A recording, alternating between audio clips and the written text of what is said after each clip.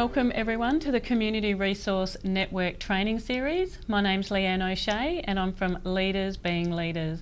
Today we're going to be talking about communication, and I'm sure you're aware that for the better part of our day we are communicating to and with others, whether we're delivering a speech at work or the level of attention you give to your spouse when he's talking to you.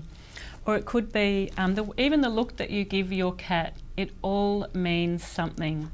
We can all continually to improve our effective communication, and this workshop will help participants understand the different methods of communication and how to make the most of each of them.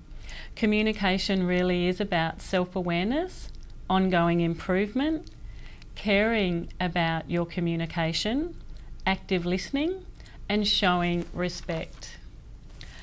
So I want you to embrace this subject. You all communicate with your work colleagues, your boss, your friend, family members, and within your community. So there is a lot to be covered here today. You do have your workbook in front of you, and I also encourage you to read through the detailed manual that you have on the subject also.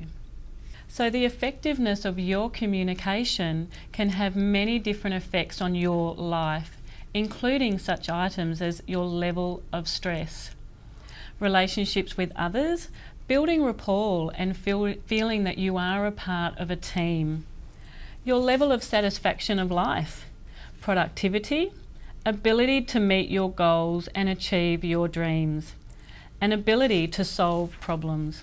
So in your task book, you do have task 1. What is communication? What does that word mean to you? Start writing down some different ideas. Many people will just think of communication as the spoken word. But people who are hearing impaired, however, might think of sign language, or people who are visually impaired may think of braille as well as sounds. We're going to have a look at the different ways in which we communicate, but the simplest and most direct form of communication is usually the best. Using this training presentation as example, if we present too much detail and information, will increase the risk of our most important message not being heard. So what is the most important message in this presentation? The most important thing to remember about communication is that a message delivered should be the same as the message received. Both the sender and the receiver have equal responsibilities to ensure the intended message is received. So we can do this a number of ways, which we'll explore in more detail. So we communicate in 3 major ways.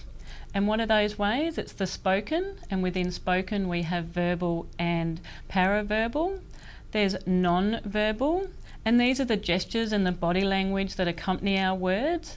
Some examples may be that our arms are crossed, we're tracing circles in the air, tapping our feet, or having a hunched over posture. And then of course our written communication, whether that's via fax, email, text, simply the written word.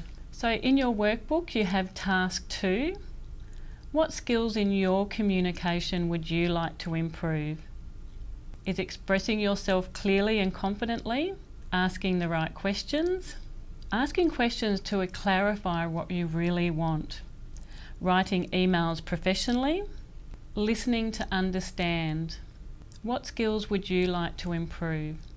Is it your body language, eye contact, tone of voice, posture? Let's move on to task 3. What skills would you like to learn? Think of a situation where you've missed an opportunity because of the lack of communication. What communication skills in particular could have alleviated the problem? Was it understanding the different types of questions you can ask? Body language, tone of voice, or simply managing your nerves? What have you added to the list of what skills you'd like to learn when it comes to effective communication? Let's say you're in a new job and you might have several questions that you'd like to ask your manager. But you might feel uncomfortable about continually asking lots of questions, so you think that you'll be able to find out yourself gradually. And although this is a great attitude, you really do need to learn from the advanced staff members in your organisation. So what if you wrote a list of questions and emailed them once a day to your supervisor, and instead of interrupting each time you thought of a question, your questions will be answered, and they'll be answered effectively and in writing, so you're very clear in understanding the answers to those questions. So there's one idea of rather not asking the questions because you feel like you might be interrupting, look for new ways to ask the questions and have them answered. So let's move on to the next slide, communication barriers. Like most things in life, however, communication is far more complicated than it seems. Let's look at some of the most common barriers and how to reduce their impact on communication. So common things that people list as barriers include they just don't seem to be listening on focusing on our conversation. I can't explain the message to the other person in words that they understand. I can't show the other person what I mean. Can you all understand this and see where it's happened in your life? I don't have enough time to communicate effectively. I'm sure we can all relate to that one. The person I'm trying to communicate with doesn't have the same background as me and is missing the bigger picture of my message. So there's many barriers when it comes to communication, and it's simply knowledge and understanding what we can do to break down those barriers. So examples of internal barriers include fatigue, poor listening skills. You might want to write some of these down on your workbook. Attitude towards the sender of the information. Some other internal barriers could be lack of interest in the message, fear, mistrust, past experiences, negative attitude, problems at home, lack of common experiences, even level of self-awareness or your own emotional intelligence. There's many internal barriers that can affect the way that we communicate. So we use filters to sort out our experiences as they enter our minds through the 5 senses: sight, sound, touch, smell, and taste. Messages are sent and received based on who the person at each end is being from one moment to the next. It's really important to not make judgment and assumptions when we're communicating with people. A lot of information can be missed if we've too busy got the monkey chatter going on. And this is where active listening eliminates that monkey chatter. If we're too busy thinking about what they're wearing or what they're not saying or their body language or something that we don't like about them, we are missing a lot of information. So if everyone agreed to take personal responsibility for communicating, we would experience a much more peaceful world. Would you agree? It is up to each of us as individuals to develop our own self-awareness and accept responsibility of our part in all of our interactions, in all of our relationships. So when we make assumptions about people, we contribute in a significant way to the breakdown of communication. It is, if our assumption is wrong, we have misunderstanding from the beginning. So don't interpret or make judgment or assumptions of what people are sharing with you. If the assumption is wrong, like I shared, we have misunderstanding from the beginning. So in order to avoid this situation, look for similarities rather than differences. So how can you relate to each other? Role model good listening skills, be the leader. Get to know and respect your team members individually, their interests and abilities.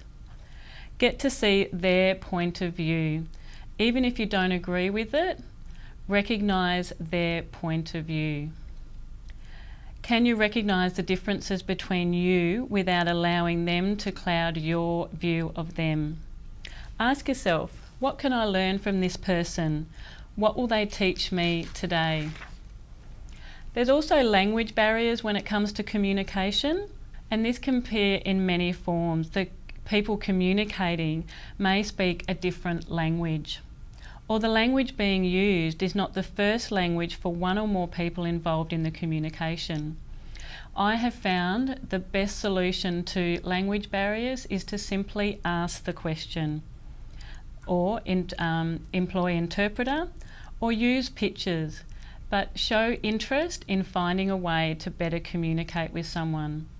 But again, what else I've found is the best way to communicate with someone when there's a language barrier is active listening, constant eye contact, and being really aware of your own thoughts and making sure that you're concentrating on what that person is saying. And just be honest with them, share with them that you're having trouble to understand. What can we implement to understand them better? Cultural barriers is another one. There can be times when people speak in the same language but are from different cultures, where different words and gestures can mean the same things. Again, find out about the culture and where they come from, but simply ask the question. Something like, is there anything I need to know to better understand your culture? Simplify it, be honest, and just ask the question. Ensure that your questions are curious, non-judgmental, or resentful, or otherwise negative. Make it a positive situation to learn more about them. Even different times and places. So in the last barrier is location. And I'll share with you, I do a lot of work with the East Coast and a lot of work in Melbourne as well. So we've got a 2 or a 3 hour time difference. So my phone can ring at 6 o'clock in the morning a lot of the time because they've been unaware of the time difference. And so that can really affect our communication if I decide to answer the phone. But it's important to understand time differences, and it's also important to be aware of external barriers like noise, distractions, emails not working, bad phone connections. Sender used too many technical words for the audience or the environment. I really like this slide, and because many attempts to communicate are nullified by saying too much. It's not what you say, but it's how you say it. So I want you to try saying these sentences out loud, placing the emphasis on the underlined word. I didn't say you were stupid. I didn't say you were stupid, and I didn't say you were stupid. Can you see that they can be taken in 3 different ways? Or, I didn't say you were wrong, implying it wasn't me. I didn't say you were wrong, implying I communicated in another way. I didn't say you were wrong, implying I said something else. So now let's look at the 3 parts of paraverbal communication, which is the message told through the pitch, tone and speed of the words on which we communicate. Pitch can be most simply defined as the key of your voice. A high pitch is often interpreted as anxious or upset. A low pitch sounds more serious and coming from an authority state. But people will pick up on the pitch of your voice and react to it. As well, variations in your pitch of your voice is important to keep the other party interested. And what about the tone of your voice? I'm sure your mother said to you, I don't like that tone. Well, she was referring to a combination of various pitches to create a mood. Here are some tips on creating a positive tone. Try lowering the pitch of your voice just a little bit. Smile. This will warm up anyone's voice. Sit up straight and listen. And monitor your inner monologue. Negative thinking will seep into the tone of your voice. Be aware of the tone of your voice and practice constantly to improve it. The strength of speed. The pace of which you speak also has a tremendous effect on your communication ability. Speed also has an effect on the tone and emotional quality of your message. A hurried pace can make the listener feel anxious and rushed. A slow pace can make the listener feel as though the message is not important. A moderate pace will seem natural, relaxed, and will help the listener to focus on the message. So one easy way to check your pitch, tone and speed is to record yourself speaking. Listen back to it and hear in your voice what you would like to improve. If communication is important to you, this is one tip that will certainly improve it. The best way you can improve is to listen back to your own voice. Non-verbal communication. The most important thing in communication is to hear what isn't being said. And like I shared with you earlier on in the presentation, over 50% of our language is received through our own body language. So I want to help you understand how to use body language and different communication styles to best improve your communication. So all about body language. Body language is a very broad term that simply means the way in which our body speaks to others. So could it be the way you're standing or sitting, the position of our arms, legs or hands, even our facial expressions. Smiles and frowns speak a million words. What does it mean when someone has crossed arms? And I have to agree is don't read too much into it, because to some people crossed arms could mean defensive, but also too crossed arms could mean that they're just in a comfortable stance and it's not about being defensive. So when you're communicating with someone, just be aware of how you're standing, how your posture is positioned, and see if it is about how you're feeling. And just start to change it slowly and see how it makes you feel in better communicating with the people that you're talking to. So let's have a look at the STAR acronym, which is all about who, what, where, when and why. It's all about asking the right questions. So let's start with S, the situation. First, state what is the situation. Try to make this no longer than one sentence. So as an example, on Tuesday, I was in the directors' meeting at the main plant. This will provide the base for the message so it can be clear and concise. So the next letter in the STAR acronym is T, the task. Next, briefly state what the task was. Again, this should be no longer than one sentence. Use the question what to frame your sentence and add the why if appropriate. So an example is, I was asked to present last year's sales figures to the group. Action, how did you take the action? State what you did to resolve the problem in one sentence. Use the question how to frame this as a part of your statement. So I pulled out my laptop, fired up the PowerPoint and presented my slideshow. Result, what was the result? So last, state the result.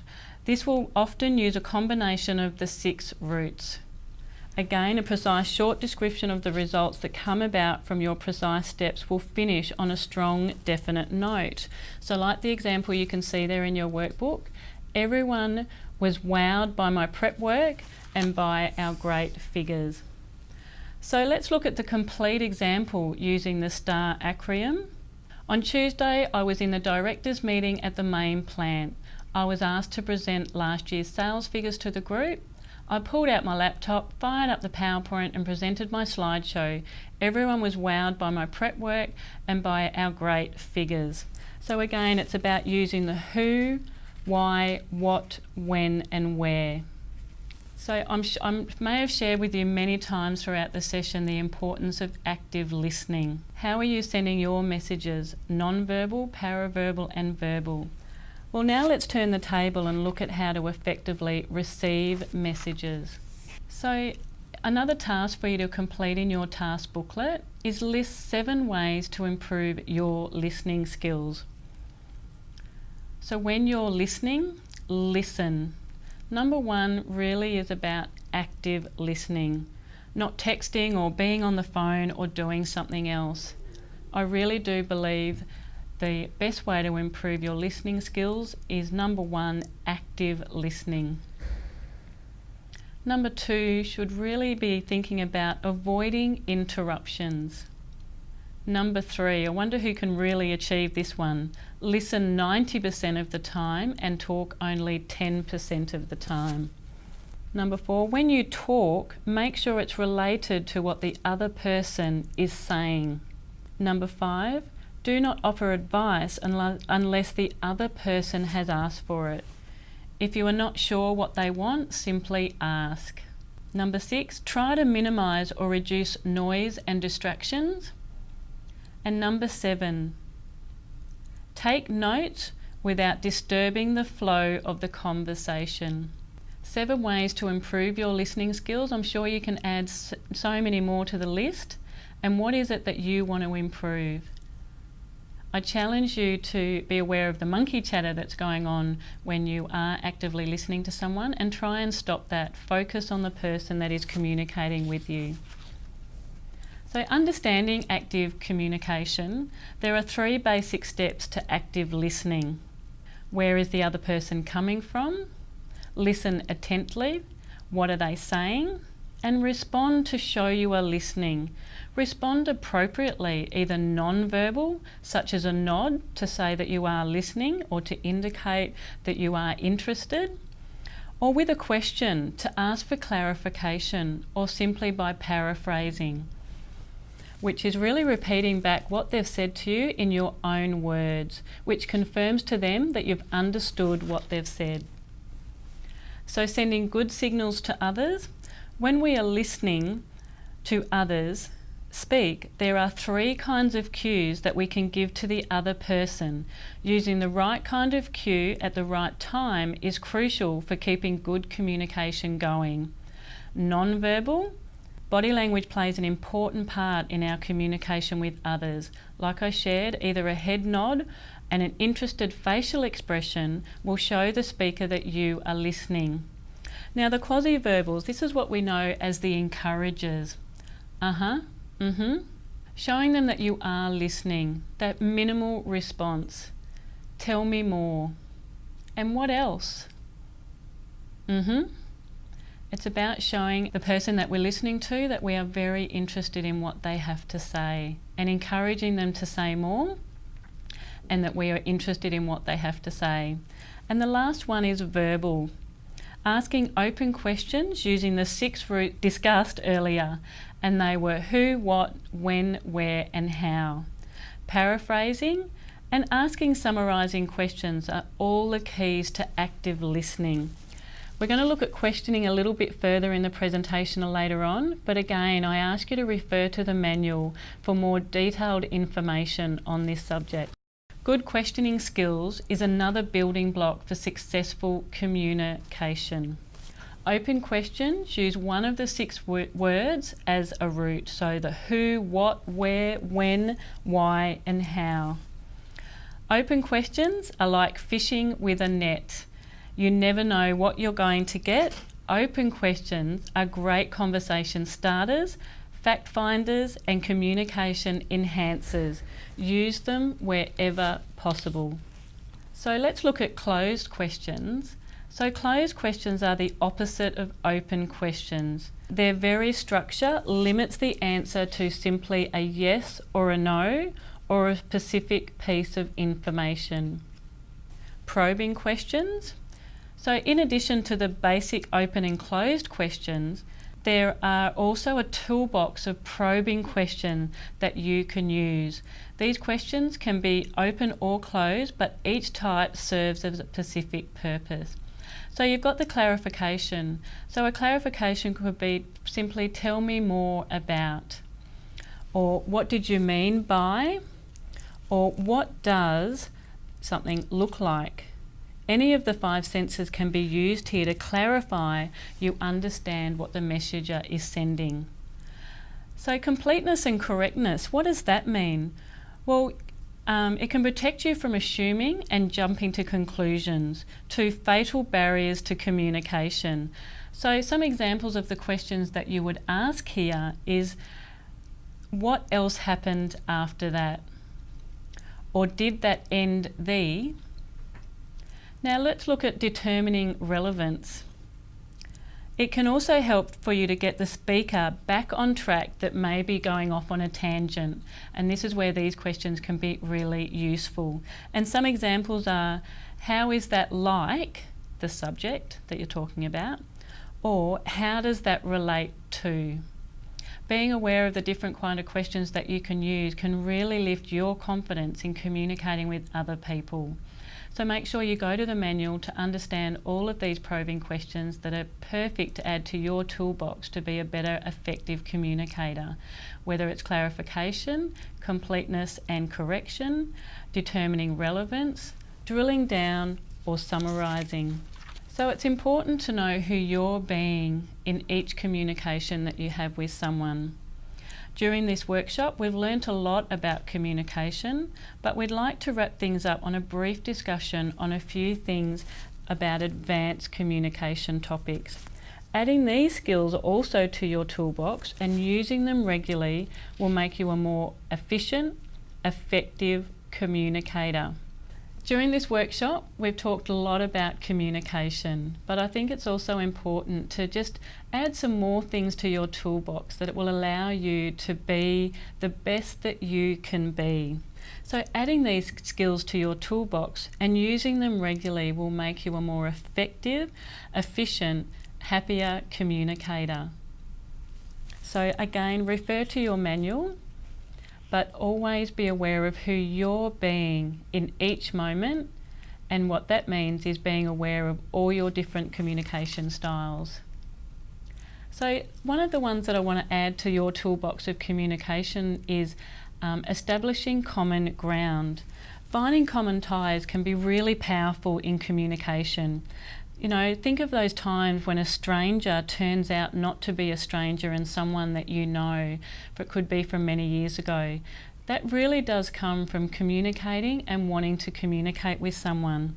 Or the person next to you on the train grew up in the same town as you did, or that your co-worker you never really liked actually enjoys a lot of the things that you do. Building relationships, finding common ground and networking certainly does improve your communication. So whenever you are communicating with someone, whether it's a basic conversation or a problem-solving session or in a team meeting, try to find ways in which you are all alike. Find common ground, focus on positive connections, and help build stronger relationships, and therefore you will have better communication. I think you'll find this one, next slide, very interesting. And so framing your messages appropriately can greatly increase the power of your communication. So how would you react to these statements if I was to say them to you personally? Your outfit is too casual for this meeting. You mumble all the time. You're really disorganised. Most people would feel really insulted, wouldn't they? But if we change our statements to I statements, we can make all the difference in our feedback to work colleagues, friends and family. This format really does place a responsibility with the speaker, makes a clear statement and offers constructive feedback. So your task 4 in your workbook is all about using the I message. So let's turn these you messages into I messages. You're really messy. What would you change that to? I like to see a clean desk. What about the next one? Your cologne is unpleasant. And maybe you might change it to, I feel unpleasant when I notice your cologne. I would appreciate if you could wear less. So it's changing it from a you statement to an I statement. You're always late. What are you going to change that to? I feel it is important to be on time. I think it makes a good impression, and I would prefer if you would be more punctual and be on time also. What about number 4? What are you going to change number 4 to? You mumble all the time. Sometimes you speak in a very soft voice. I often have difficulty hearing you, and when you speak at that volume, it often makes me feel frustrated. Do you understand the difference between the you and the I messages and how it can have a major impact on the way you communicate with people? Let's look at the very last one. Those meeting minutes you wrote were terrible. What could you change it to? I expect a higher standard and would like you to rewrite the minutes. I'll give you a couple more minutes just to finish that task, understand it, and know why it's important to change the messages from you to I. Really understanding this concept will change the power of your communication. So with that, I want to close the workshop on some words from the whys, and that is communication is the real work of leadership. If you want to lead in your workplace, then find better ways to communicate. Communication is always an ongoing improvement, and we will naturally have good days and bad days. But if you're self-aware and wanting to constantly improve and be the best that you can be, constantly review, communicate, and read more on how you can best communicate. Remember, you can also send questions through. Any questions that you have on improving your communication, I'm more than happy to respond and assist you. Remember, the only silly question is the one that you don't ask. Now, like I always do with every presentation, is I've got some books here that I recommend. You know that the best way to learn is to read more. So have a look at the recommendations, and certainly I encourage you to do some readings on this subject of communication. As you know, the workbook has some tasks for you to complete. You may want to go back over them. I also encourage you to work through the manual or the work booklet with your team or with your manager in a staff meeting at a later date. So these tasks will really help you to improve your communication, be an effective listener, and make a difference in the workplace as well as your personal life. So the next presentation that Leaders Being Leaders will present is going to be on goal setting, and I'm sure you'll agree that goal setting will make a difference not only in the workplace and all that you can achieve in the workplace, but very much in your personal life. So thanks for joining us today. It's been great to be here with you all. Remember to email any questions that you have. I look forward to responding to those emails and assisting you further.